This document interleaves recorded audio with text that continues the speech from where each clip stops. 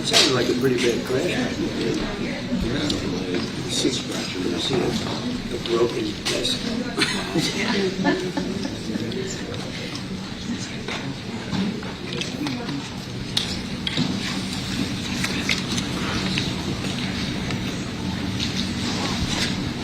Well, thank you very much. It's an honor to have a friend of mine because we went through this together and got along very well for my entire period of time. So I knew him as a very young man. Now he's just a young man, and he's done a fantastic job. Mr. President, it's an honor to have you. Thank you. You're doing incredibly for your country, and we appreciate working with you because you want to stop crime, and so do we.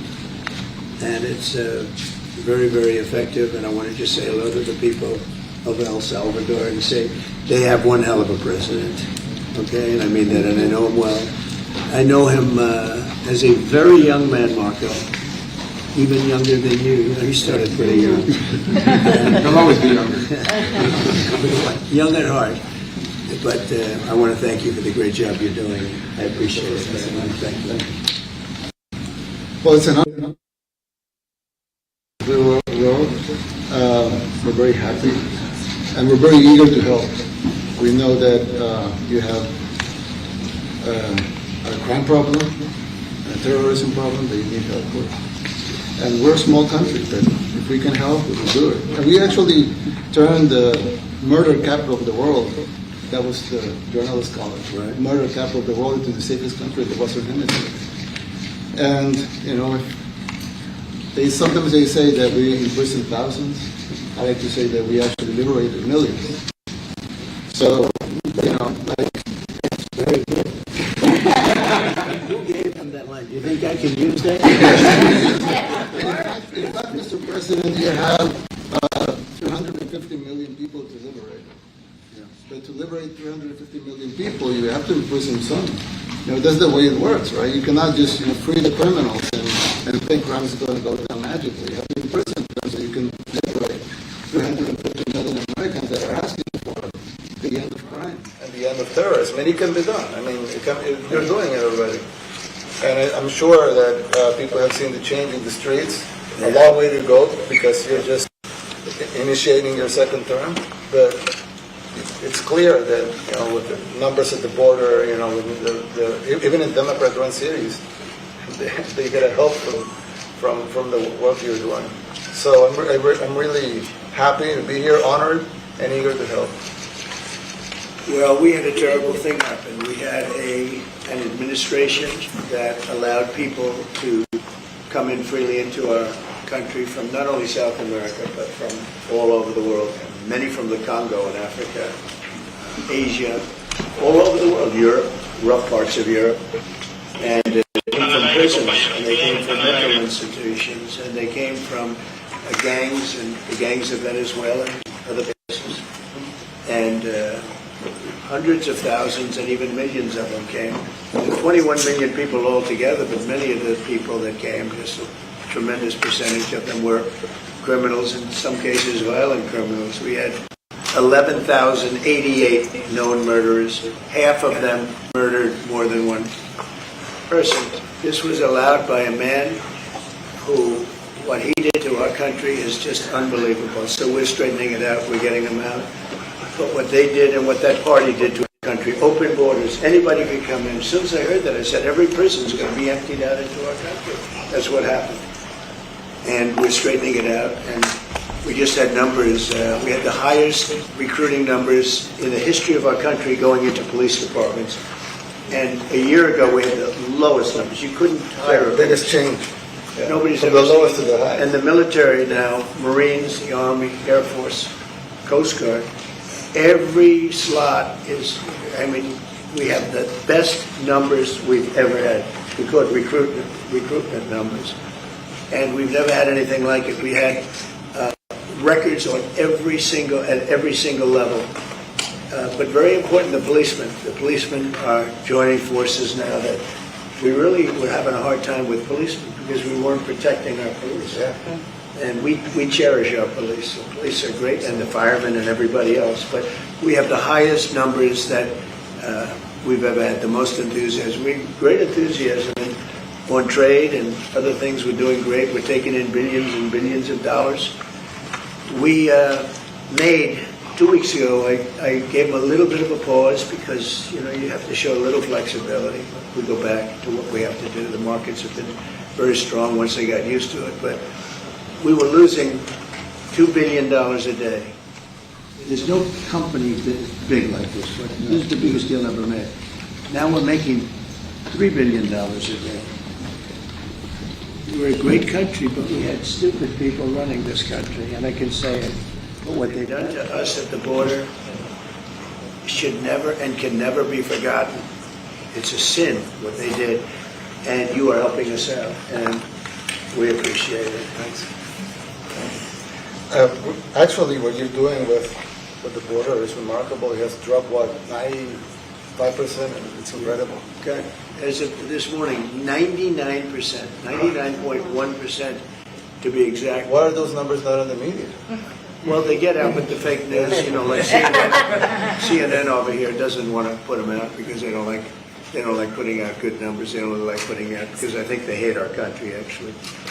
Yeah, but it's a shame. You're right. Isn't that a great question? Why don't they put out numbers? Yeah, 99%. I mean, it's crazy, right? We're doing. It's a crazy turnaround. Christy, could you maybe say a couple of words about the border? How we're doing? It's just been absolutely phenomenal what a great leader can do. Clear direction. Our laws matter. We should only have people in our country that love us, and the Border Patrol and our ICE officers and law enforcement officers have done fantastic work. So we're proud of them. Now we just need to get the criminals and murderers and rapists and dangerous gang members and terrorist organizations out of our country. So, Mr. President Bukele, we thank you very much for your partnership. It has been wonderful for us to be able to have somewhere to send the worst of the worst and someone to partner with. And we'd like to continue that partnership because it's been a powerful message of consequences. Mr. President, you wanted people to know that there was consequences if you break our laws and harm our people and endanger families. And this is a clear consequence for the worst of the worst that we have somewhere to put them. Thank you very much. Yeah, we even had this gang member from Venezuela, one of the ones you sent, and we interviewed him just to get some information, etc. from them. And he said, I got arrested 6 times, but they released me the 6th time, so I should be released again. And then he said, well, what's the last thing you do? And he said, well, I shot a cop in the leg, but I didn't kill him. I just shot him in the leg. And we're like, this guy was arrested 6 times here in the United States, 6 times. He was released 6 times. And in the he was released 5 times, and the last time he was sent to El Salvador, right? So he's not getting a release. But the last time he shot a cop, actually, and he shot him in the leg. So these are, like you said, there's something broken. It's the liberal establishment. But they're not running things anymore in this country, and we're run by, and I don't say conservative, I don't say anything, we're run by people with great common sense. Yeah, common sense. Because it's all common sense. Yeah. It's not liberal conservative, it's common sense. Exactly. Like, do you allow men to play in women's sports? Do you allow men to box your women and box? Because I know you have a lot of boxing. That's violence. That's abuse of violence against women. It's abuse of the Totally.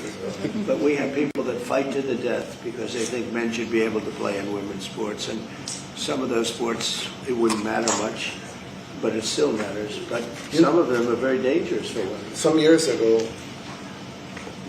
like I said, a decade ago or so, women's rights movements were pressuring so that we enacted specific laws to avoid men abusing women. And I think those laws were great because there were a lot of men abusing women. But now some of the same people are trying to backtrack on that and actually trying to make new laws allowing men to abuse women in sports. So actually that doesn't make sense. It doesn't make sense. It's crazy. They have weightlifting records, right? Yeah. A woman gets up this way, she's incredible. A guy gets up and beats her by 100 pounds.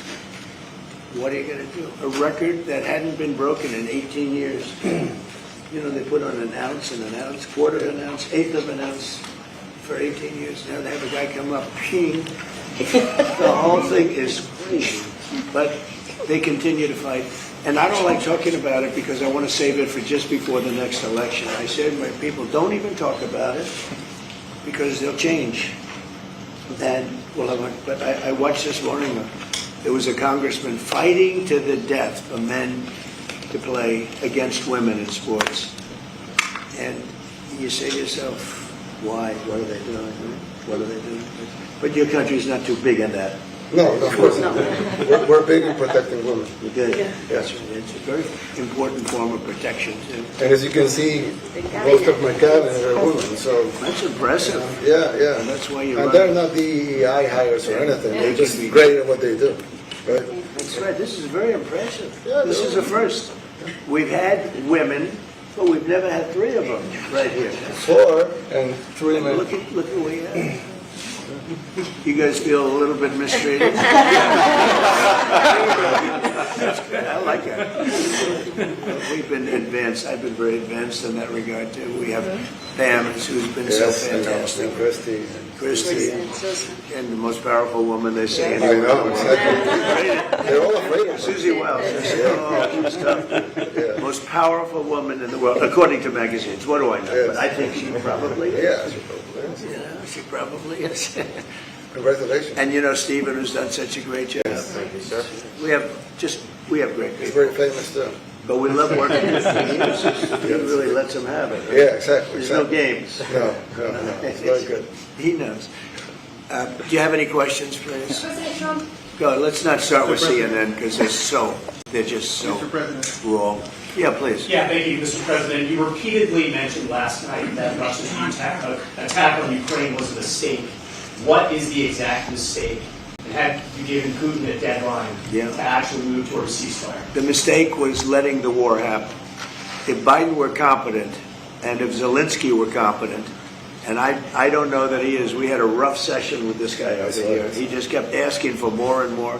That war should have never been allowed to happen. That war, I went 4 years and Putin wouldn't even bring it up. And as soon as the election was rigged and I wasn't here, that war started. There was no way that war should have been allowed to happen.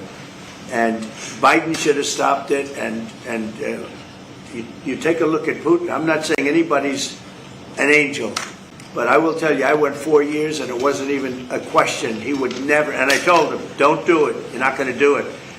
And it was the apple of his eye, but there was no way that he would have done it. All you had to do is lower oil prices. If you lowered oil prices, Biden kept the prices so high because he made it impossible to get it. If you lowered oil prices, you wouldn't have had the war. But you wouldn't have had it with me anyway. That war would have never happened. And I think it's a great abuse. So now what do?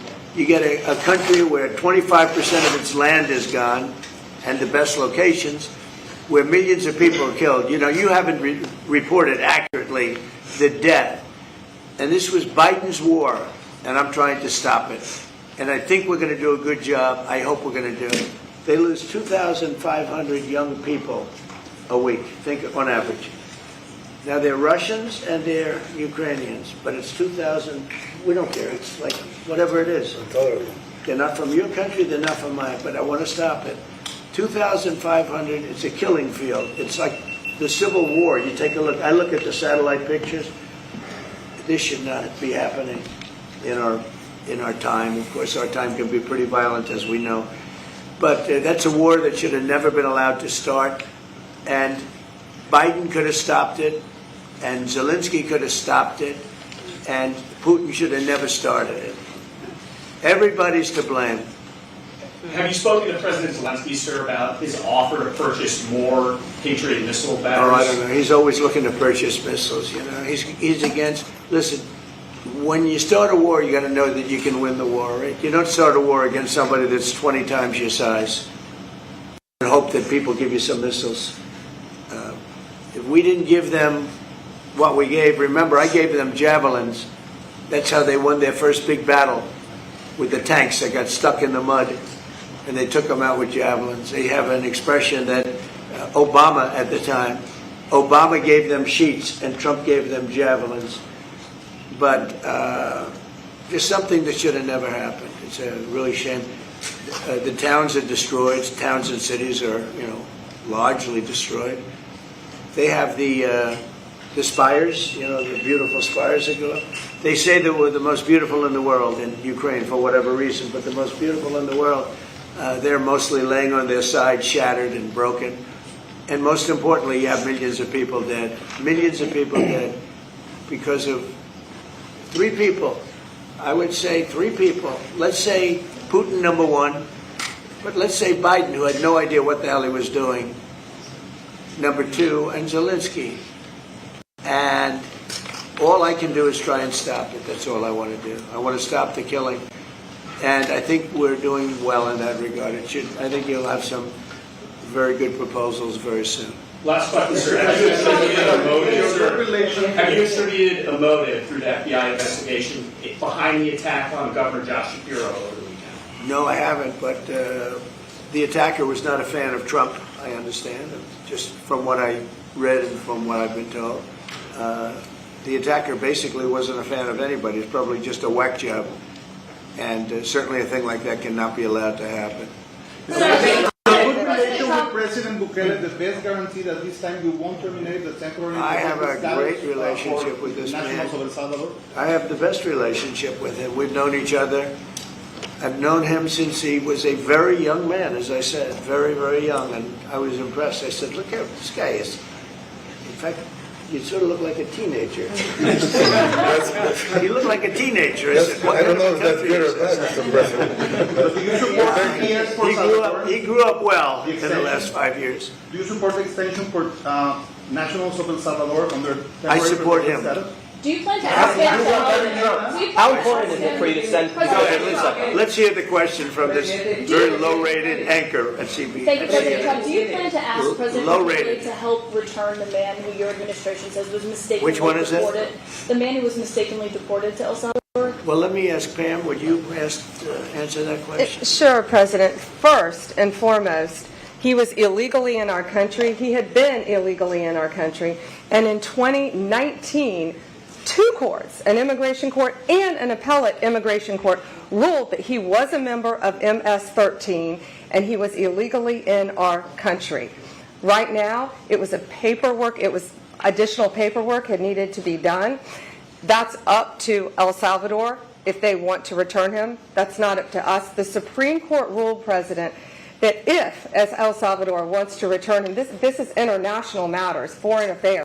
If they wanted to return him, we would facilitate it, meaning provide a plane. So will you return him, President And Bukele? you are doing a great job. Thank you, President. Stephen Miller, wait a minute. Could you just also respond to that question? Because, it's asked by CNN, and they always ask it with a slant, because they're totally slanted, because they don't know what's happening. That's why nobody's watching them. But would you answer that question also? Yes, gladly. So, as Pam mentioned, there's an illegal alien from El Salvador. So, with respect to you, he's a citizen of El Salvador. So, it's very arrogant even for American media to suggest that we would even tell El Salvador how to handle their own citizens as a starting point. As two immigration courts found that he was a member of MS-13. When President Trump declared MS-13 to be a foreign terrorist organization, that meant that he was no longer eligible under federal law, which I'm sure you know, you're very familiar with the INA, that he was no longer eligible for any form of immigration relief in the United States. So we had a deportation order that was valid, which meant that under our law, he's not even allowed to be present in the United States and had to be returned because of the foreign terrorist designation. This issue was then, by a district court judge, completely inverted, and a district court judge tried to tell the administration that they had to kidnap a citizen of El Salvador and fly him back here. That issue was raised to the Supreme Court, and the Supreme Court said the district court order was unlawful, and its main components were reversed 9-0 unanimously, stating clearly that neither Secretary of State nor the President could be compelled by anybody to forcibly retrieve a citizen of El Salvador from El Salvador, who again is a member of MS-13, which, as I'm sure you understand, rapes little girls, murders women, murders children, is engaged in the most barbaric activities in the world, and I can promise you, if he was your neighbor, you would move right away. So you don't plan to ask for help to get him back? And that- what was the is ruling that your in the position? Supreme Court, Steve? Was it 9-0? Yes, it was a 9-0 In our favor. in our favor against the district court ruling, saying that no district court has the power to compel the foreign policy function of the United States. As Pam said, the ruling solely stated that if this individual, at El Salvador's sole discretion, was sent back to our country, that we could deport him a second time. No version of this legally ends up with him ever living here because he is a citizen of El Salvador. That is the president of El Salvador. Your questions about it, per the court, can only be directed to him. I asked ¿Se lo President liberaría al Bukele, presidente can President Bukele weigh in on this? Do you plan to return him? Well, I'm suppose you're not suggesting that I smuggle a terrorist into the United States, right? It's always how here. can I return him to the United States? Like I smuggle him into the United States, or whether of course I'm not going to do it. It's like, the question is preposterous. How can I smuggle a terrorist into the United States? I don't have the power to return him to the United States. So you could release him inside El Salvador. Yeah, but I'm not releasing. I mean, we're not very fond of releasing terrorists into our country. I mean, we just turned the murder capital of the world to the safest country in the Western Hemisphere, and you want us to go back into the releasing criminals so we can go back to being the murder capital of the world? And that's not going to happen. Well, they'd love to have a criminal, released into our I mean, there's a fascination. They would love it. Yeah. They're sick. These are sick people. Marco, do you have something to say about Yeah, I mean, Stephen outlined it. I don't understand what the confusion is. This individual is a citizen of El Salvador. He was illegally in the United States and was returned to his country. That's where you deport people, back to their country of origin. Except for Venezuela, that wasn't refusing to take people back, or places like that. I can tell you this, Mr. President. No, the foreign policy of the United States is conducted by the President of the United States, not by a court. And no court in the United States has a right to conduct the foreign policy of the United States. It's that simple. End of story. And that's what the Supreme Court held, by the way, to Marco's point. The Supreme Court said exactly what Marco said, that no court has the authority to compel the foreign policy function of the United States. We won a case 9-0, and people like CNN are portraying it as a loss, as usual, because they want foreign terrorists in the country who kidnap women and children. But President Trump, his policy is foreign terrorists that are here illegally get expelled from the country, which, by the way, is a 90-10 issue. Well, Mr. President, you said that if the Supreme Court said someone needed to be returned, that you would abide by that. You said that on Air Force One just a few days ago. And How long do we have to answer this question from you? Why don't you just say, isn't it wonderful that we're keeping criminals out of our country? Why can't you just say that? Well, it's illegal. Why do you go over and over? And that's why nobody watches you anymore. You have no credibility. Please, go ahead. President Trump, thank you so much. How many illegal criminals are you planning on exporting to El Salvador? And President Bukele, how many are you willing to take from the U.S.? As many as possible. And I just asked the president, it's this massive complex that he built, jail complex. I said, can you build some more of them, please? As many as we can get out of our country that were allowed in here by incompetent Joe Biden through open borders. Open borders. You probably hear open borders and you can't even understand it because nobody can understand it. Nobody smart or with common sense can understand it. So we have millions of people that should not be in this country that are dangerous, not just people, because we have people, but we have millions of people that are murderers, drug dealers. They've been allowed to come into our country by other countries that were very smart. When they heard this very low IQ president, and by the way, I took my cognitive exam as part of my physical exam, and I got the highest mark, and one of the doctors said, sir, I've never seen anybody get that kind of, that was the highest mark. I hope you're happy with that, although they haven't been bugging me too much to take a cognitive, but I did do my physical and it was released. I hope you're all happy with it. I notice there's no question, so probably you are. But the cognitive, they said to me, sir, would you like to take a cognitive test? I said, did Biden take one? No. Did anybody take one? No, not too many people took them. I said, what about Obama? Did he take one? No, he didn't take one either. I said, let me be the only one to take one. But I've actually taken them 3 times already. I like taking them because they're not too tough for me to take.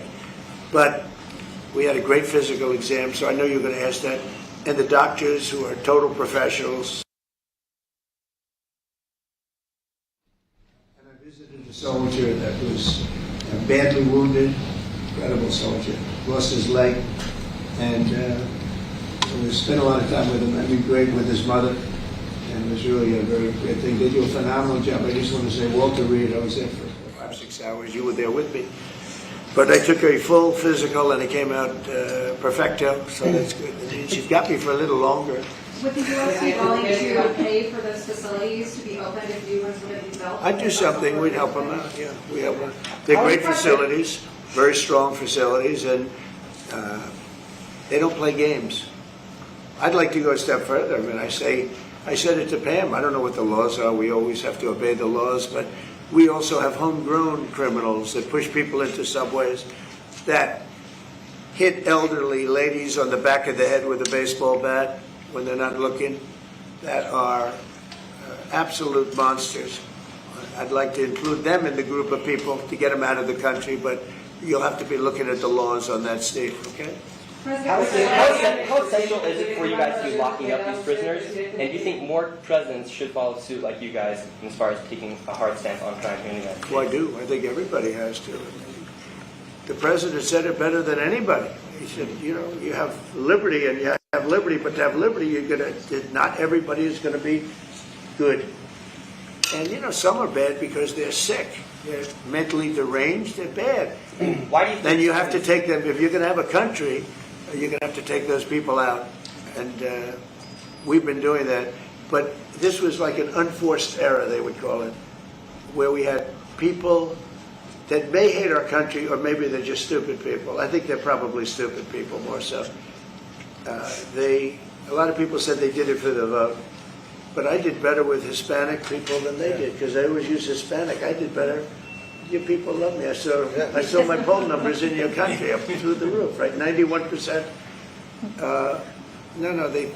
Some people think they do it for the vote.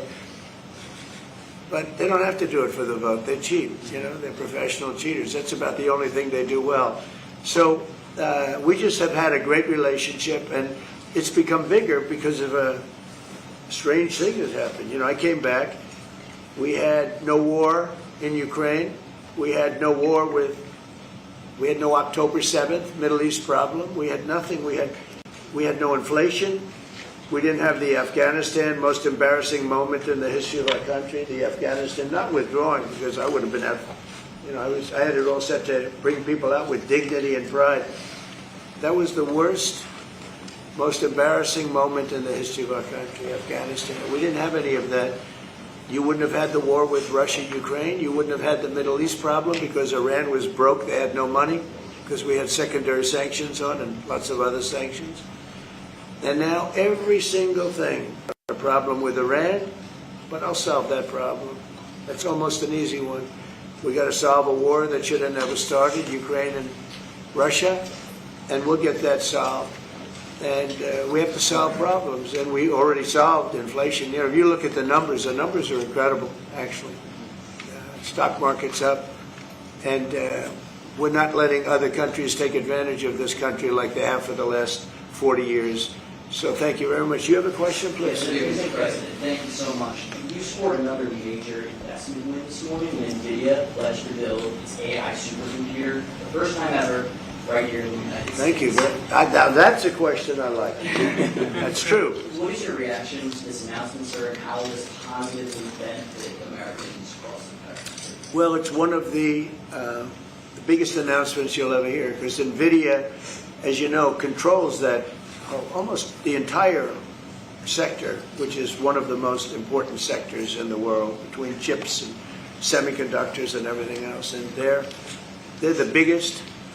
And the other biggest, we are relationship. The press actually hit me. I said, tariff is the most beautiful word in the dictionary. What about family, love, God? So I got hit even on that. You understand? I said, okay. So now I say it's my fifth most favorite word, because they get you on anything. But that NVIDIA, it's one of the great companies of the world, modern, super modern companies, controls segments that nobody, you know, sort of controls the world in a sense, and they're coming in here in the biggest way with hundreds of billions of dollars. Not like millions of dollars, hundreds of billions of dollars, and I'm honored by it. And I want to thank Jensen and all of the people that we deal with. They're great people, they're brilliant people. And without tariffs, they wouldn't be doing it. Thank you very Do you much. update on the Yeah, please. Go ahead. Considering additional sanctions against Russia after their latest attack, and do you have an update on the rate and when you might announce them? Well, I already have sanctions on Russia. I put them there. If you remember, Nord Stream 2, that's the big pipeline that goes through Europe. I stopped it. That's Russia's pipeline, the largest pipeline, I think, in the world. It goes to Germany. And I stopped it. And when Biden came in, he approved it. And then they say, oh, I'm friendly with Russia. No. Putin said, if you're my friend, I'd hate to see you when you're my enemy. I stopped the biggest economic job they ever had. I stopped it cold, right? It was dead. You know that, right? And Biden came in and he immediately approved it. What was that all about? Sanctions, sir? And it's a pipeline that takes care of a lot of the needs. Now, it was a very controversial thing, but I stopped it, and Biden approved it. Question? On tariffs, No, did not you you. update? Not Today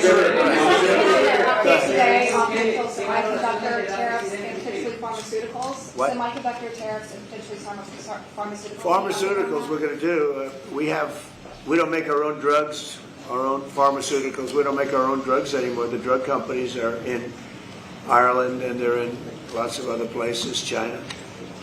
And all I have to do is impose a tariff. The more, the faster they move in. The higher the tariff, it's very serious. It's inversely proportional. The higher the tariff, the faster they come. And we're going to be doing that. That's going to be like we have on cars. We have, as you know, a 25% tariff on cars. We have a 25% tariff on steel and aluminum. And that's what that category fits right now. Do you have a percentage in mind and a timeline? I have a timeline, not too distant future. We're doing it because we want to make our own drugs. We're doing it because we want to make our own steel and aluminum, lumber, other things. And they're all coming in. We have record numbers, $7 trillion. Since I announced, like a month and a half ago, since I came in, we have over $7 trillion being invested in the country. We didn't have $1 trillion. We didn't have $500 billion for some of these guys. I didn't know what the hell they were doing. So we have the largest investment that we've ever heard of, and we're only 2 months in. And that'll continue at levels that you've never seen before. It's what's going to happen. And even the stock market's up today. We also, a lot of people didn't say it the way it was. We had the largest gain in the stock market in history on every single category last week. That was a nice game because we're getting little, because people didn't understand the power of our country economically if you use it right. Do you have something to say on that, JD?